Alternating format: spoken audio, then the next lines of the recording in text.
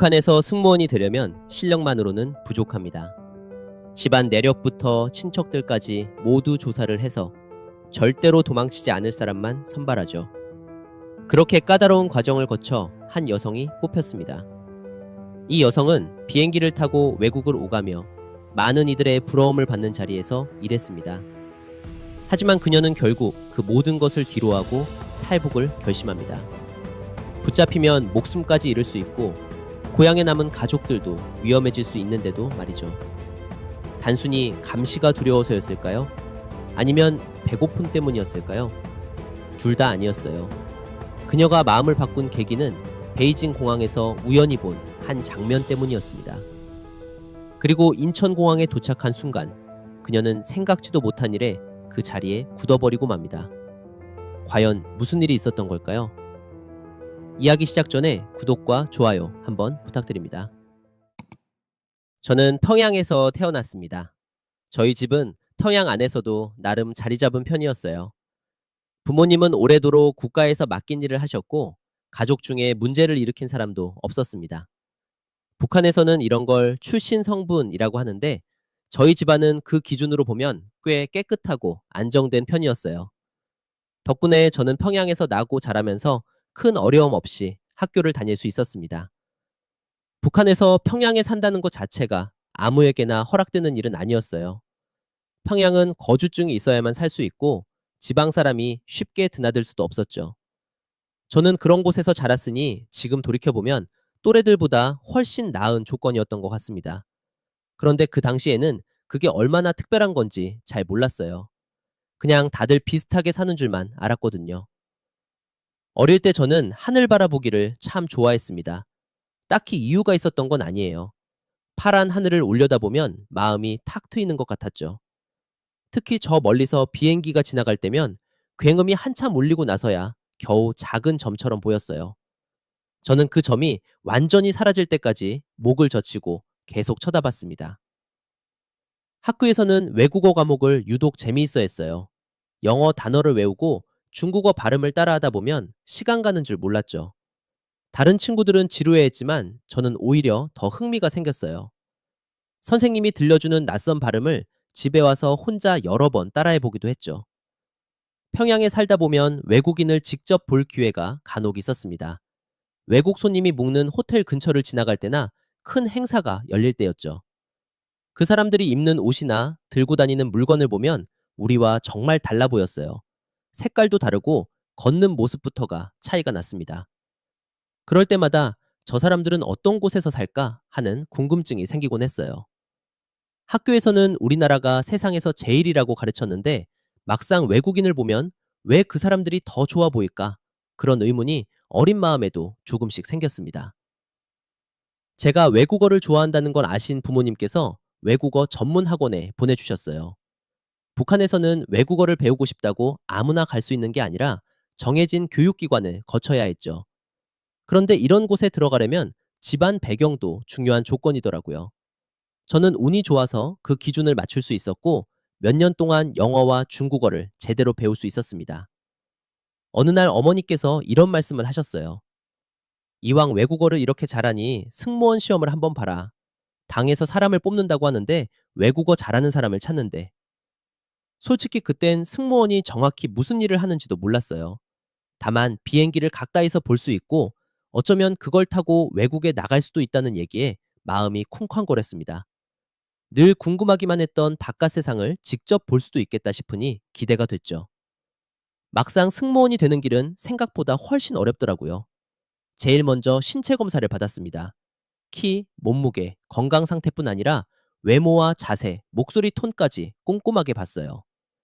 기내에서 손님을 상대하는 일이다 보니 인상도 중요하다고 하더라고요. 그런데 진짜 어렵던 건 그 다음이었어요. 바로 사상 검증이었습니다. 북한에선 대부분 직종에서 이런 검증이 있지만 해외에 나갈 수 있는 자리는 훨씬 더 엄격하게 심사를 받습니다. 집안 내력은 물론이고 부모님의 이력이나 친척 중에 문제를 일으킨 사람이 있었는지도 다 조사했어요. 나중에 알게 됐지만 고려항공 승무원 자리는 아무나 받을 수 있는 자리가 아니었습니다. 해외에 나가는 직종이다 보니 당에서는 절대 도망칠 일 없는 사람만 뽑으려고 했어요. 충성심이 확실하고 집안도 깨끗한 계층만 대상으로 한 거죠. 외국어 실력이나 외모는 기본이고 진짜 중요한 시험은 이 사람이 밖에 나가도 반드시 돌아올 사람인가를 따지는 거였던 겁니다. 마지막 관문은 외국어 시험이었어요. 영어랑 중국어로 된 문장을 읽거나 해석하라는 과제였습니다. 학원에서 몇 년을 배우다 보니 이 시험만큼은 자신 있었습니다. 결국 모든 과정을 통과해서 최종 합격 통보도 받았어요. 정말 기뻤지만 한편으론 걱정도 되더라고요. 이제 진짜 비행기를 타는구나. 그런데 해외에 나가면 감시가 엄청나게 심할 텐데 내가 잘 버틸 수 있을까? 합격 소식이 반가우면서도 마음속 한구석이 편치만은 않았습니다. 승무원 교육이 시작되자 단순히 실무만 배우는 건 아니었습니다. 기내 안전 교육부터 손님 응대, 긴급 상황 대처, 그리고 기본적인 응급처치까지 다양한 내용을 익혀야 했어요. 이런 교육은 다른 나라 항공사들도 비슷하게 한다고 들었습니다. 그런데 북한에는 조금 특별한 점이 하나 있었습니다. 바로 사상 교육이 실무 교육과 함께 진행된다는 거였죠. 교육 시간 내내 우리 비행기는 당과 수령님의 배려로 세상을 누비는 것이니 적대 세력의 문화나 사고방식에 절대 물들면 안 된다는 말을 반복해서 들었습니다. 하루에도 몇 번씩 강조됐어요. 승무원은 단정한 외모와 품위를 지켜야 한다고 해서 몸가짐이나 피부 관리에 관한 지시도 따로 내려왔습니다. 화장품은 주로 국내 제품을 쓰면서 아주 가끔 외부에서 들어온 특별한 걸 조금씩 받기도 했죠.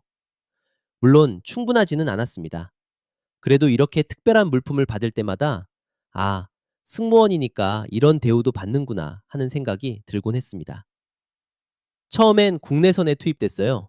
국내선 역시 출발 전후로 검색이 엄격했지만 해외 노선만큼은 아니었습니다. 그러다 어느 날 인원이 필요하다는 이유로 베이징 노선에 배치됐습니다. 베이징 노선은 운항도 잦고 외국인 승객도 많다는 소문을 들었어요.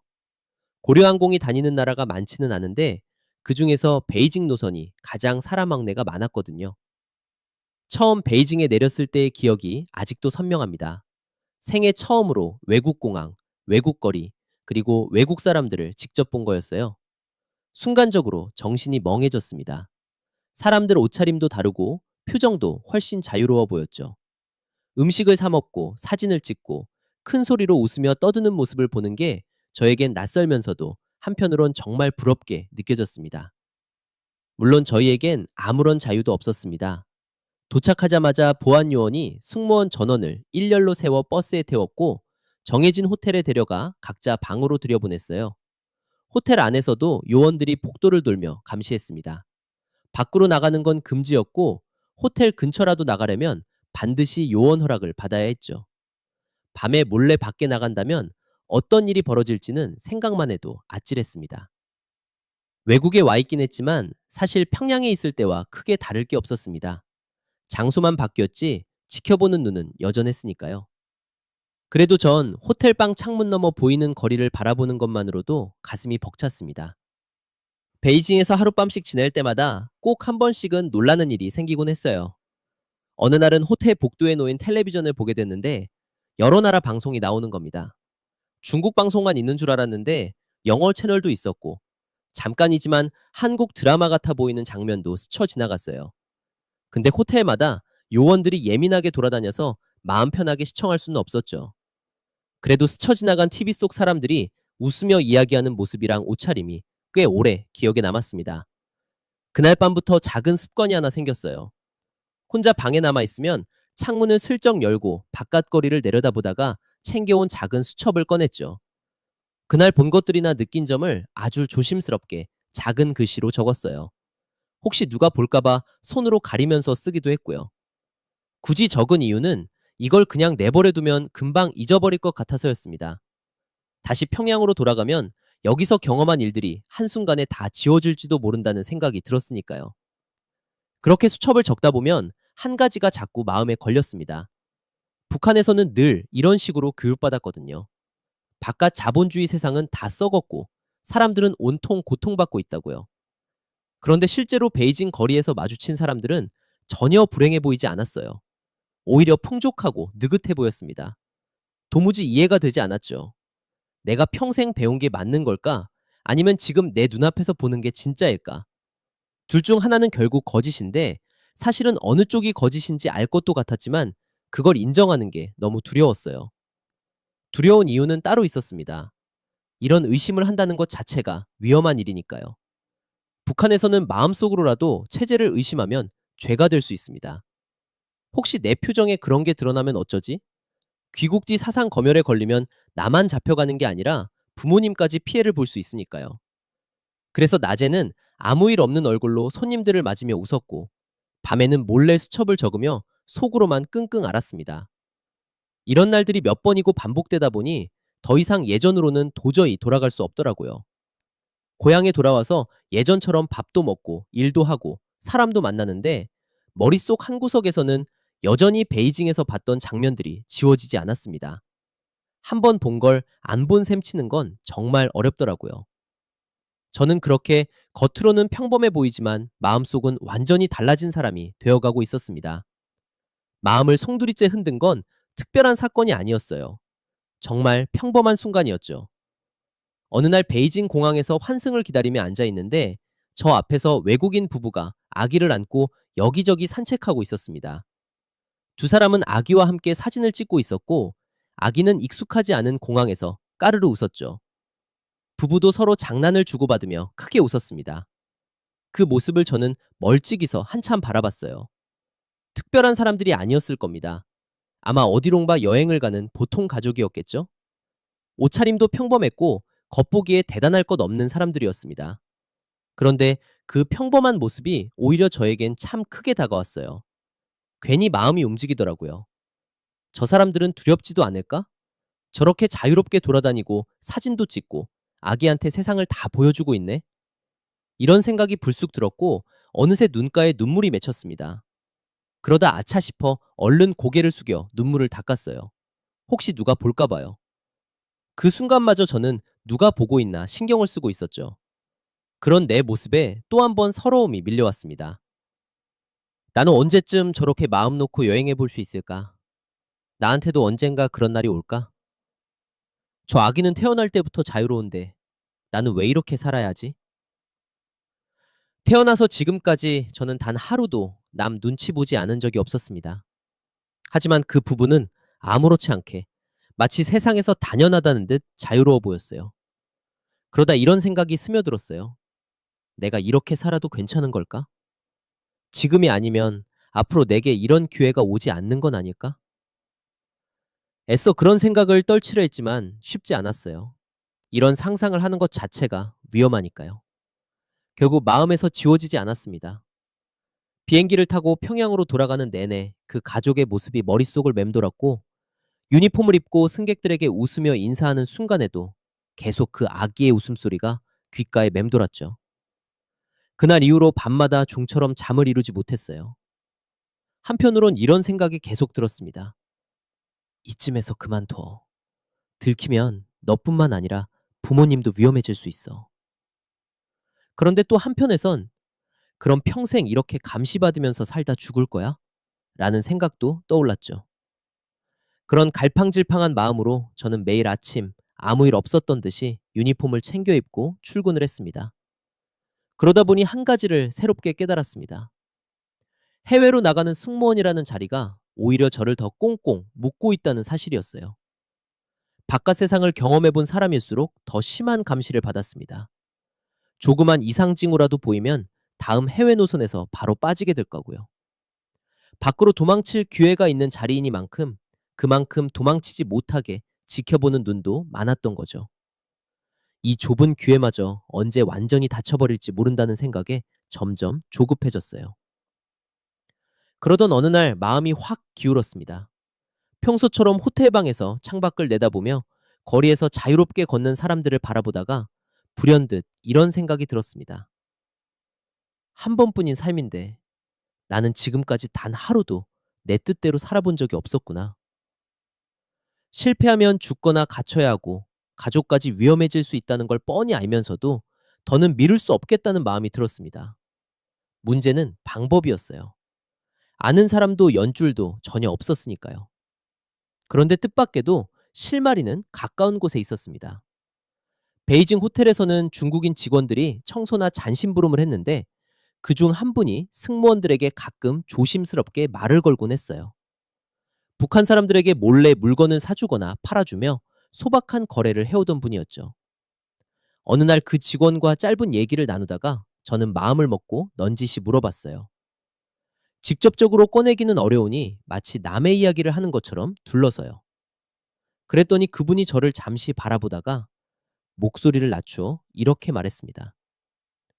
예전에 너희 나라 사람 중에 여기서 자취를 감추고 다른 곳으로 넘어간 사람들이 있었어. 그런 걸 도와주고 돈을 받는 사람들도 있다더라. 저는 태어난 척 웃으며 넘겼지만 그 말이 며칠이나 머릿속을 맴돌았습니다. 결국 다시 용기를 내서 그 직원에게 다가갔어요. 이번엔 둘러말하지 않고 떨리는 목소리로 물었습니다. 저를 도와줄 수 있는 사람을 연결해 줄 수 있나요? 한참 고민하던 그 직원은 결국 어떤 사람과 연락할 수 있도록 다리를 놓아줬습니다. 연결된 이후에도 안심할 수는 없었어요. 브로커라고 해서 무조건 믿을 수 있는 게 아니라는 이야기를 익히 들어서 알고 있었거든요. 약속과는 다르게 위험한 곳으로 팔려가거나 중간에 잡혀서 되돌아가는 경우도 많다고 했습니다. 그래도 저에게는 그 사람이 마지막 희망이었어요. 승무원으로 일하며 조금씩 모아둔 외화를 비용으로 주기로 마음먹었습니다. 적지 않은 돈이었지만 저에겐 다른 길이 없었습니다. 이제 감시의 틈을 만들어야 했습니다. 보안 요원들은 저희가 호텔에 도착하면 식사부터 방에 들어가는 것, 잠자리에 드는 것까지 꼼꼼하게 확인했습니다. 하지만 호텔이 워낙 크고 여러 명이 함께 움직이다 보니 한 사람 한 사람을 늘 지켜볼 수는 없었어요. 저는 그 틈을 놓치지 않았습니다. 약속한 날 저녁, 몸이 좋지 않다며 동료들과의 저녁 식사 자리에 가지 않았어요. 그냥 방에서 쉬겠다고 했죠. 혹시 요원이 확인하러 오지 않을까 싶어서 호텔 직원에게 부탁해 정말 아파 보인다는 말을 대신 전해달라고 했습니다. 혼자 방에 앉아 시계만 바라보고 있는데 시간이 한없이 느리게 흘렀습니다. 심장은 쉴 새 없이 뛰었죠.